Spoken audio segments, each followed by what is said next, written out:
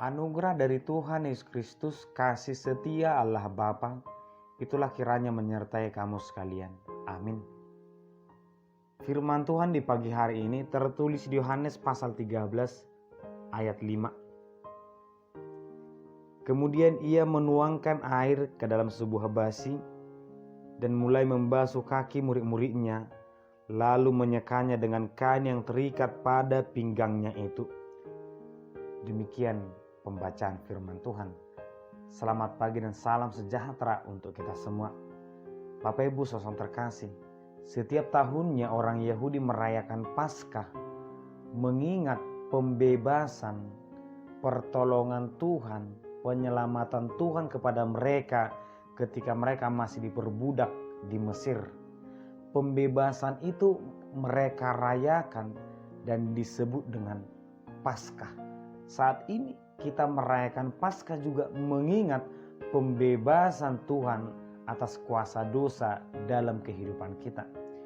Sebelum merayakan Paskah tersebut, Yesus mengajak murid-muridnya untuk menikmati jamuan makan malam, dan setelah itu Yesus membasuh kaki murid-muridnya.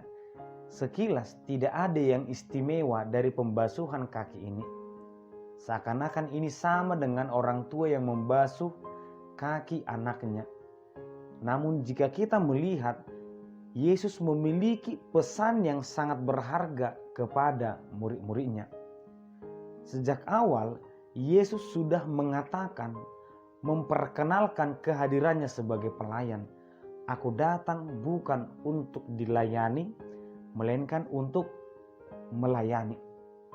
Hal ini Yesus tunjukkan dalam semua perbuatannya, bahwa Yesus selalu melakukan untuk orang lain, tidak menuntut orang lain melakukan untuk Yesus. Dalam hal ini, Yesus mengajari murid-muridnya dengan sebuah peristiwa sederhana, pembasuhan kaki. Pembasuhan kaki pada umumnya itu dilakukan oleh seorang hamba, seorang budak atau pembantu, membasuh kaki tuannya. Namun pada saat itu Yesus membasuh kaki murid-muridnya. Sekilas ataupun pertama mereka merasa risih, karena yang seharusnya membasuh kaki kami adalah hamba, bukan Yesus. Padahal mereka menyebut Yesus sebagai guru atau Tuhan. Namun ketika mereka berpikir bahwa seharusnya bukan kamu, Yesus, bukan Tuhan yang membasuh tetapi dia. Namun Yesus mau mengatakan, jika aku, Tuhanmu, gurumu, sudah membasuh kakimu, maka seharusnya kamu yang mengimani aku, kamu yang percaya kepadaku, yang mengikut aku, kamu juga harus membasuh kaki sesamamu manusia. Ketika aku mau melayanimu, maka kamu juga harus mau melayani orang lain. Hal ini menegur keras, karena sebelumnya murid-murid sedang memperdebatkan siapa di antara mereka yang nantinya memiliki kedudukan yang tinggi di kerajaan Allah. Siapa di antara kami yang paling besar, yang paling memiliki jabatan tertinggi?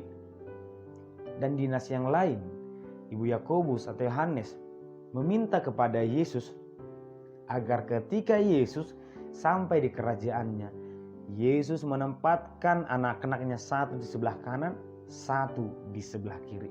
Yang dipikirkan oleh murid-murid adalah upah jabatan, upah kedudukan dari mengikuti Yesus.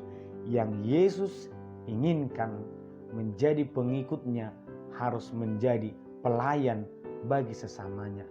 Demikianlah kita memperingati Paskah setiap tahunnya, mengingatkan kepada kita bahwa Allah yang memberikan anaknya sebagai hamba yang menderita. Demikian juga kita, harus memiliki hati sebagai hamba. Hamba yang melayani, melakukan yang terbaik kepada orang lain. Agar kiranya semakin kita beribadah, semakin kita dekat kepada Tuhan, pelayanan kita pun semakin terlihat. Ketika ilmu kita semakin tinggi, pelayanan kita, pertolongan kita kepada orang lain semakin terlihat. Ketika Tuhan memberikan berkat dalam harta atau pekerjaan, seharusnya pelayanan kita juga semakin terlihat. Demikianlah kehidupan orang Kristen, bukan tentang jabatan atau kedudukan, tetapi tentang hati yang mau melayani sesamanya. Tuhan memberkati kita. Amin. Kita berdoa. Terima kasih Tuhan untuk berkat dan penyertaan-Mu. Kami bersyukur Tuhan, Engkau mengajarkan kami untuk saling melayani. Tuntun dan berkati kami selalu Tuhan, agar kami memiliki hati sebagai hamba yang mau melayani dengan setulus hati. Dalam nama Yesus Kristus kami berdoa. Amin.